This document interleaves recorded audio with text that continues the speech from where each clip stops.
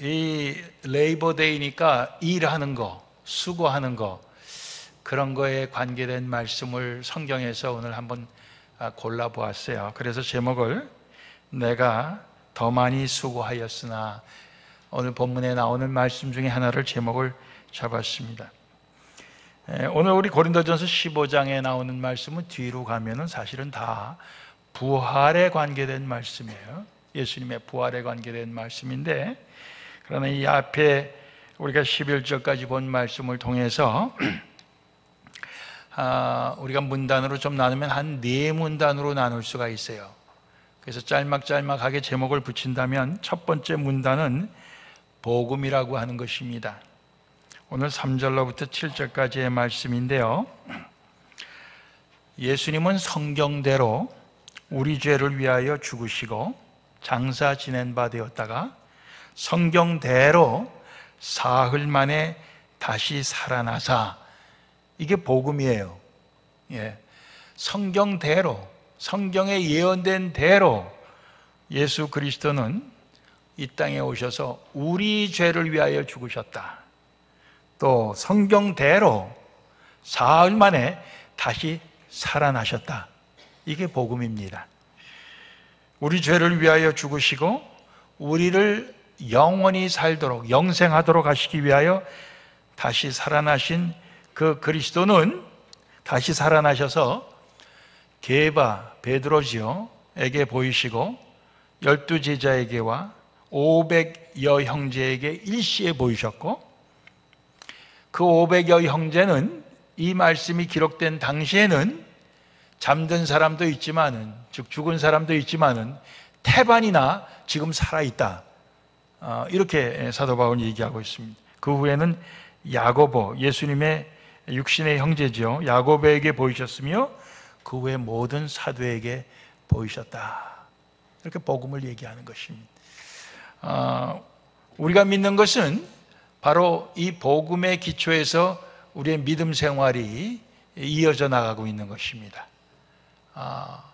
우리가 이제 신앙생활을 그저 교회 생활로 국한시키기가 쉬워요. 그렇지만 그게 아니고 예수님이 우리 죄를 위하여 죽으셨고 예수님이 우리의 생명을 위하여 다시 사셨다고 하는, 이게 분명해야 됩니다. 그래서 우리가 이제 전도할 때도 교회에 나오세요 이런 얘기를 많이 합니다. 근데 교회에 나오세요 하는 것보다 예수를 믿으세요, 우리가 사실 그렇게 얘기해야 되는 거 아니겠어요? 예수를 믿으세요.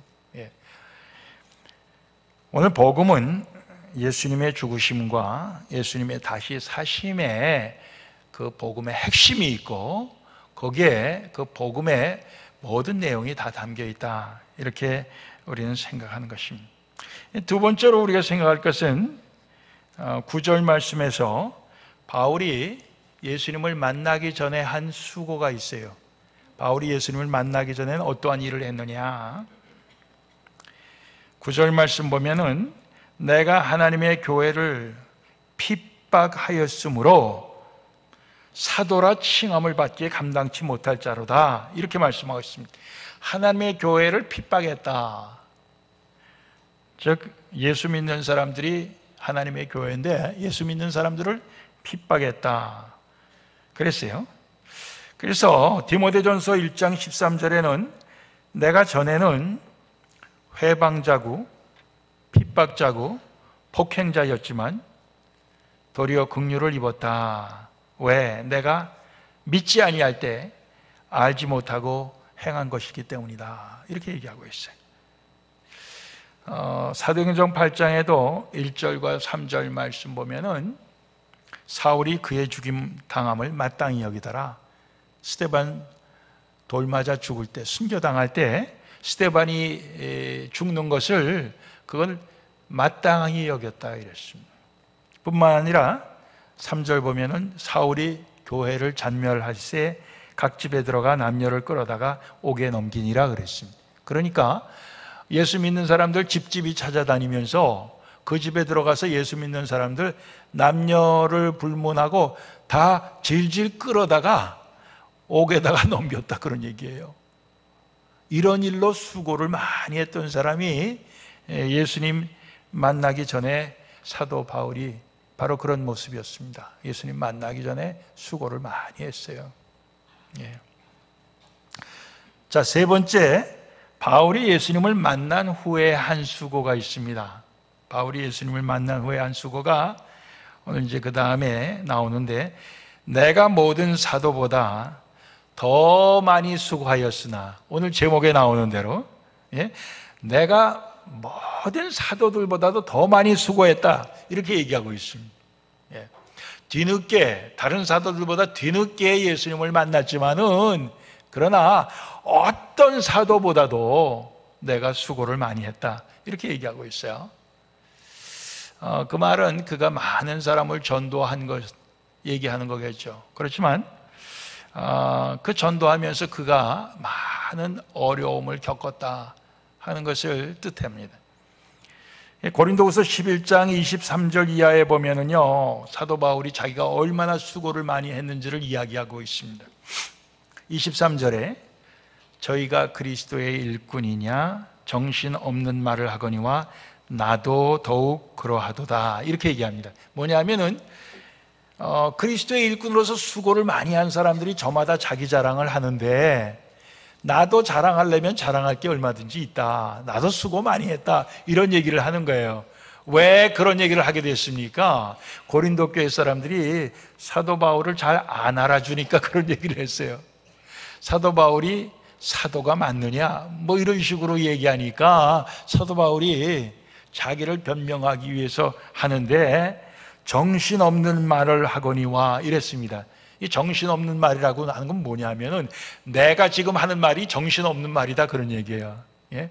내가 지금 하는 말이 사실은 내 자랑을 하는 게 이게 정신이 온전한 게 아니라, 이런 얘기예요. 그러니까 정신없이 하는 말인데 좀 들어달라, 그런 얘기입니다. 그러면서 내가 수고를 넘치도록 하고 옥에 갇히기도 하고 매도 수없이 맞고 여러 번 죽을 뻔했고, 유대인들에게는 40에 하나 감한매를 5번 맞았으며 39대씩 5번 맞았다는 거예요. 3번 태장으로 맞고 1번 돌로 맞고 3번은 파선하는데 일주야를 기품에서 지냈으며 여러 번 여행에 강의 위험, 강도의 위험, 동족의 위험, 유대인들로부터의 위험, 이방인의 위험, 시내의 위험, 광야의 위험, 바다의 위험, 거짓 형제 중의 위험을 당하고, 또 수고하며 애쓰고 여러 번 자지 못하고 줄이며 목마르고 여러 번 굶고 춥고 헐벗었다, 이렇게 얘기를 하고 있습니다. 뿐만 아니라 날마다 내 속에 눌리는 일이 있으니 곧 모든 교회를 위하여 염려하는 것이라. 그가 전도해서 세운 교회들이 많은데 그 교회를 위하여 염려하는 것이 날마다 자기를 짓누른다고 그랬습니다. 누가 약하면 내가 약하지 아니하며 누가 실족하게 되면 내가 애타하지 않더냐. 이런 그 모든 자기의 그 고충을 이야기하면서 내가 수고를 참 많이 했다 하는 것을 하도 고린도 교회 성도들이 안 알아주니까 정신없는 말을 좀 내가 한다 하면서 그렇게 얘기를 했습니다. 이 말씀을 보면서 정말 사도 바울만큼 우리가 고생하진 않았구나, 사도 바울만큼 우리가 수고하진 않았구나, 이런 생각을 우리가 하게 되는 것이죠. 자, 네 번째로 하나님의 은혜입니다. 하나님의 은혜가 등장하는데요, 이 하나님의 은혜를 조금씩 나눠서 또 한번 4가지로 생각을 해보려고 합니다. 하나님의 은혜의 첫 번째 나오는 것이 그리스도를 내게 보여주심이 먼저 하나님의 은혜다, 이렇게 얘기하고 있어요. 8절 말씀에 그리스도께서 다시 살아나셔서 게바에게 보이시고 12 제자에게 보이시고 쭉 보이시다가 맨 나중에는 만삭되지 못하여 난 자 같은 나에게도 보이셨느니라, 이렇게 말하고 있습니다. 나 같은 자에게도 보이셨다, 나 같은 자에게 나타나 주셨다는 얘기죠. 이게 바로 하나님의 은혜다, 이런 고백이에요. 자, 우리가 그 바울이 이름을 바울로 갖기 전에 사울인데, 사울이 예수님을 만나게 되는 그 장면이 사도행전 9장에 아주 잘 기록이 되어 있잖아요. 사울이 주의 제자들을 대하여 여전히 위협과 살기가 등등하여 대제사장에 가서 다메섹 여러 회당에 갈 공문을 청했다고 그랬습니다. 다메섹은 시리아의 수도인데 거기에 살고 있는 유대인들 중에 예수 믿는 사람들을 핍박하려고 공문을 청했어요. 허락을 받은 거예요. 대제사장에 가서 그런 권한을 위임받은 거예요. 이는 만일 그 돌을 쫓는 사람을 만나면 물론 남녀하고 결박하여 예루살렘으로 잡아오려 함이라 그랬습니다. 예루살렘에서 하다가 그것도 양이 안 차갖고 이웃 나라의 수도에 가서 거기에서까지 예수 믿는 사람 잡아오려고 했던 것입니다. 사울이 다메섹에 가까이 가더니 호련히 하늘로서 빛이 저를 둘러 비추는지라 땅에 엎드러졌더니 사울아 사울아 내가 어찌하여 나를 핍박하느냐, 이런 소리가 들렸어요. 사울이 너무 놀랬죠. 주여 니시오니까, 누군지도 몰라요. 그렇지만 하도 두려우니까 주여 이렇게 얘기한 거예요. 니십니까? 나는 내가 핍박하는 예수라.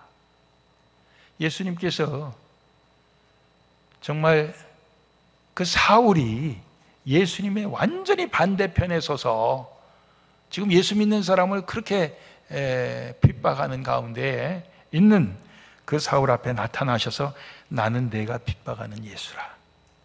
그래갖고 이제 사울이 바뀌게 되는 거 아닙니까? 결국 하나님이 사울에게 베풀어준 은혜 중에 제일 처음은 그에게 나타나 보여주신 은혜입니다. 그를 만나주신 은혜. 사울이 예수님을 만나려고 먼저 하기 전에 예수님께서 그를 만나주시고 자신을 나타내 보여주셨다는 것이 은혜입니다. 두 번째 하나님의 은혜는 10절에 나온 말씀대로 그러나 나의 나 된 것은 하나님의 은혜로 된 것이다, 이렇게 얘기하고 있어요. 나의 나 된 것은 하나님의 은혜다. 나의 나됨, 나의 지금 존재, 나의 신분, 나의 위치, 이 모든 것이 하나님의 은혜다. 전에는 핍박자였지만 지금은 예수 그리스도의 전도자요 증인이에요. 사도예요.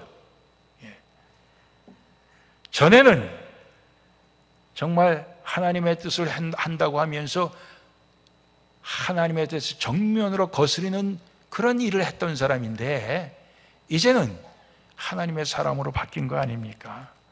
그랬을 때 그는 나의 나 된 것이 하나님의 은혜라, 이렇게 말하고 있습니다. 여러분들, 우리가 그런 고백 우리도 할 수 있으면 참 좋겠어요. 나의 나 된 것은 하나님의 은혜라. 우리가 좀 이따 찬송가 부를 텐데 거기에도 그 가사가 나와요. 하나님의 은혜, 나의 나 된 것은 하나님의 은혜라는. 여러분들, 나의 나 된 것은 하나님의 은혜라 할 때 나의 나 된 것이 하나님의 은혜로 됐다고 정말 우리가 하나님 앞에서, 사람 앞에서 고백할 정도로 우리가 떳떳해야 되지 않겠습니까? 그렇죠? 우리의 신분이 바뀐 것, 우리의 사람의 됨됨이가 바뀐 것, 여기에 대해서 우리가 떳떳해야 되는 거예요. 그런데 사실 내가 바뀐 게 뭐가 있나? 옛날에도 착한 사람이었고 지금도 착한 사람인데, 이러면 우리가 그런 고백을 할 필요도 없고 또 그런 해야 된다는 그런 생각도 할 수가 없어요. 그렇죠? 이 사울이 바울로 바뀐 것은 180도의 전환입니다. 180도 바뀐 거예요. 180도 바뀐 사람이 사실은 나의 나 된 것은 하나님의 은혜라, 이렇게 얘기할 수 있는 거죠. 아무리 생각해도 내가 사울처럼 그렇게 나쁜 놈이었다가 좋은 놈으로 바뀐 그런 기억이 안 나고 내 과거가 그렇지 않다. 우리 그런 생각 안 듭니까? 그러나 정말 우리가 주님의 은혜 속에서 주님을 믿는 사람이라면은 내가 주님을 만나기 전에 행했던 그 모든 것들 중에 내가 얼마나 내가 나쁜 놈이었다 하는 것이 그게 생각이 안 날 수가 없고 인정을 안 할 수가 없는 것입니다. 신순식 장로님께서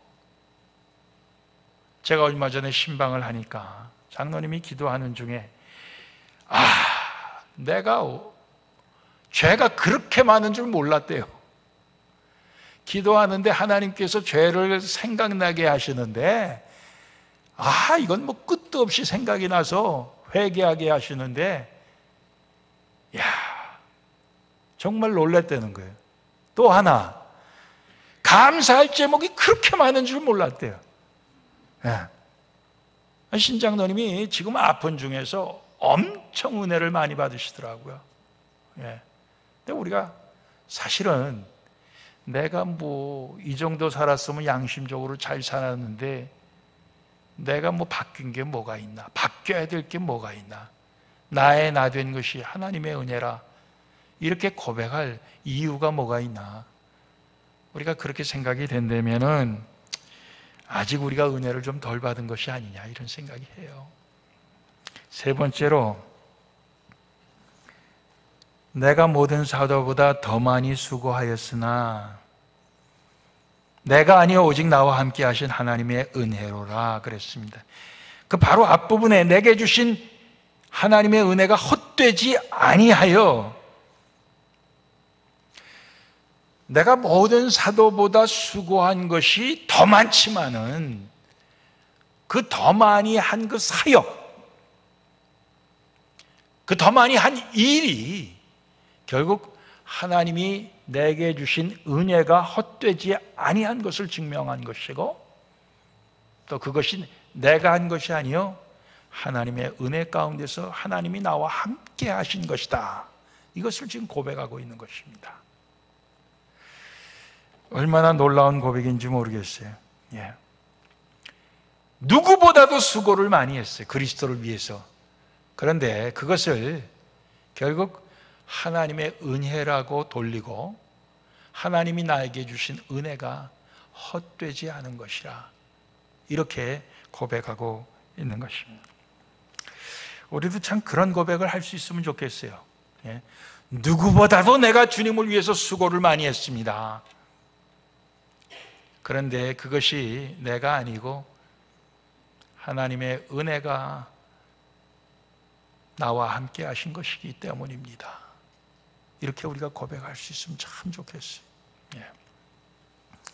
마지막으로 하나님의 은혜를, 예수를 전파하는 자와 그 전파하는 것을 받아들이는 자의 믿음이 곧 하나님의 은혜다. 오늘 11절 말씀에 그러므로 내나 저희나 나나 다른 주님의 종들 사도나 이같이 전파하매 다 하나님의 은혜입니다. 이렇게 전파하매 너희도 이같이 믿었느니라. 너희도 네 옳습니다, 하나님의 은혜입니다, 그렇게 믿었다는 거예요.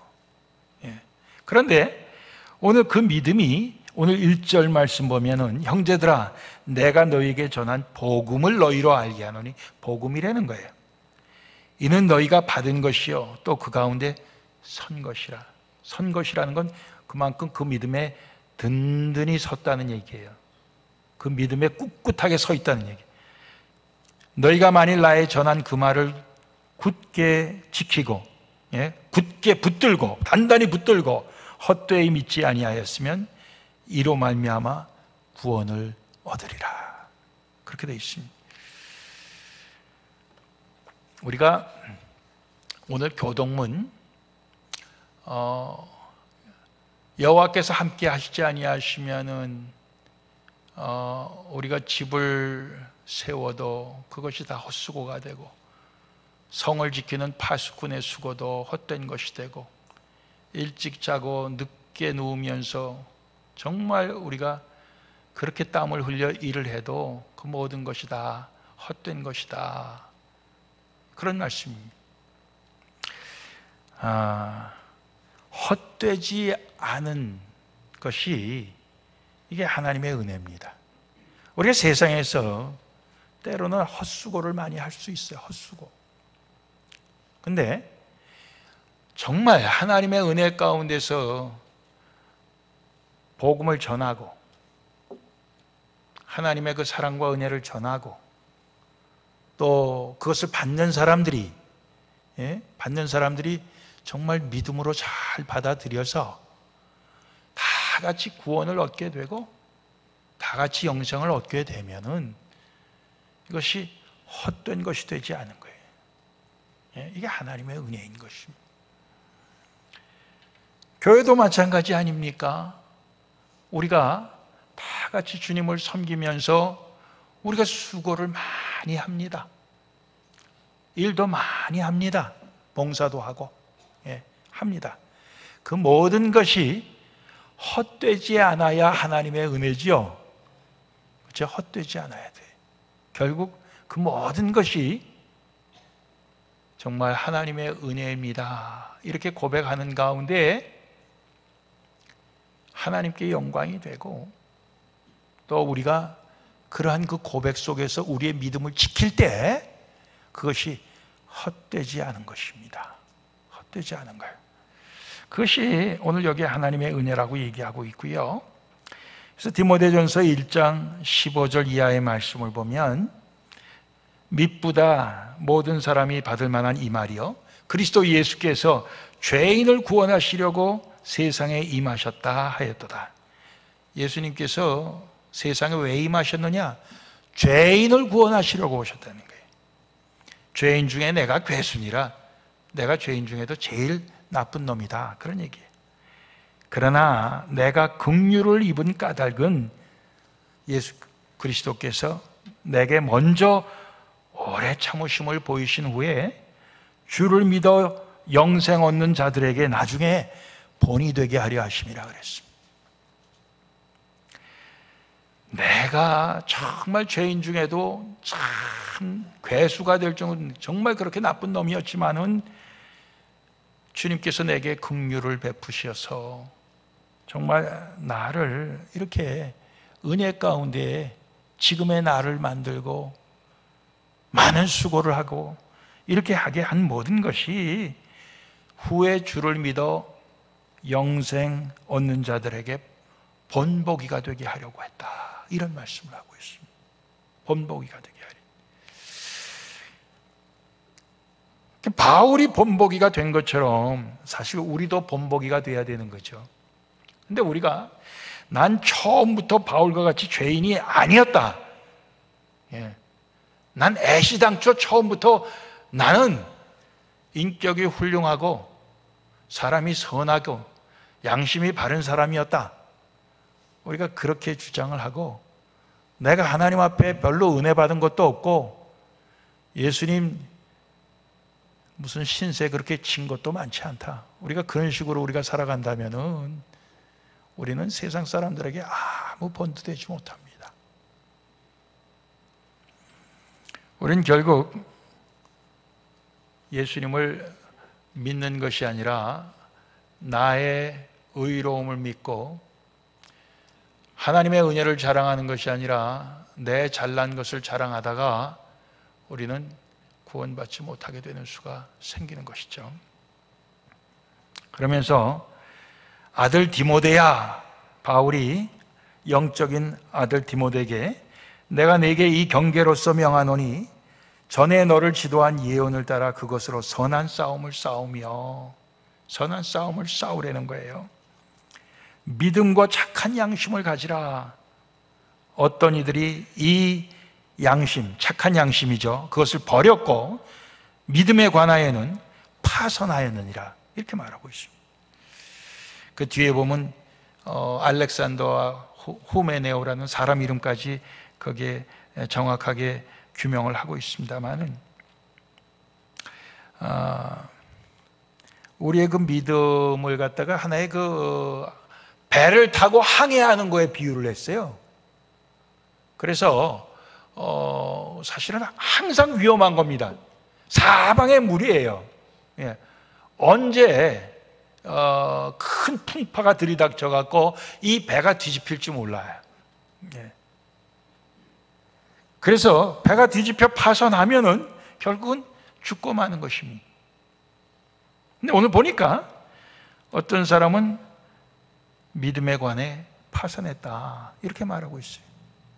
그러면서 믿음과 착한 양심을 가지라 그랬습니다. 이 착한 양심이라고 하는 것을 믿음의 배에 다치다, 어떤 성경 해석가는 그렇게 표현을 했어요. 다치다, 선한 양심. 선한 양심이 있어야 이 믿음의 배가 파손하지 않고 결국은 구원을 얻게 되는 것이다 이렇게 말하고 있어요. 그래, 그 선한 양심이 결국 뭐겠느냐, 저는 생각해 볼 때 오늘 말씀하고 다 연관시켜서 생각을 해보면은 모든 것을 하나님의 은혜로 생각하고 하나님의 은혜로 믿고 그 모든 자랑과 영광을 하나님께로 돌리는 것이구나, 우리 그렇게 생각할 수 있어요. 예. 우리 불렀던 장로교회 성도들처럼 하나님 앞에서 순결하고 하나님 앞에서 순종 잘하고 하나님 앞에서 선한 양심을 가진 그러한 성도들, 그러한 교회 찾아보기 쉽지 않을 것 같아요. 전 잘 모르겠지만은 저희 교회만 있었으니까 잘 모르지만은, 그러나 이 좋은 교회는 별로 매스컴을 안 타요. 이 안 좋은 교회만 매스컴을 타지. 예. 근데 우리 교회는 매스컴을 거의 안 탔잖아요. 예. 그러니까 좋은 교회 아닙니까? 예. 근데 파손하지 말아야 되죠.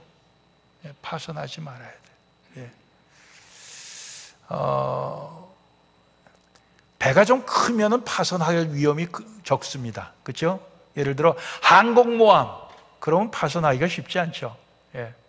배가 작으면 그만큼 파손하기가 쉽죠. 예. 항공모함과 같은 그러한 믿음을 우리가 가졌으면 좋겠다, 이런 생각입니다. 뭐 하나 잘 되면은 금방 그냥 뛸 듯이 좋아하고 호들갑스럽게 좋아하다가 뭐 하나 안 되면 금방 또 세상이 다 끝난 것처럼 그렇게 팍 주저앉아 버리고, 그런 조각배 같은 믿음이 아니라 항공모함 같은 그러한 믿음, 예? 거기에 선한 양심을 우리가 좀 갖고, 하나님의 은혜입니다. 이것조차 하나님의 은혜입니다. 예. 사도 바울이 그렇게 많은 고생을 했어요. 수없이 매 맞고 위험을 무릅쓰고 옥에 갇히고 돌로 맞기도 하고, 예. 늘 교회를 위해서 마음속에 걱정하고, 예. 그 다 했는데도 그 모든 것 속에서 그는 뭐라고 얘기합니까? 그 모든 수고도 내가 아니요 나와 함께 하신 하나님의 은혜라, 이렇게 고백하고 있는 것입니다. 지금 그게 선한 양심 같아요. 그게 선한 양심, 다 하나님의 은혜입니다.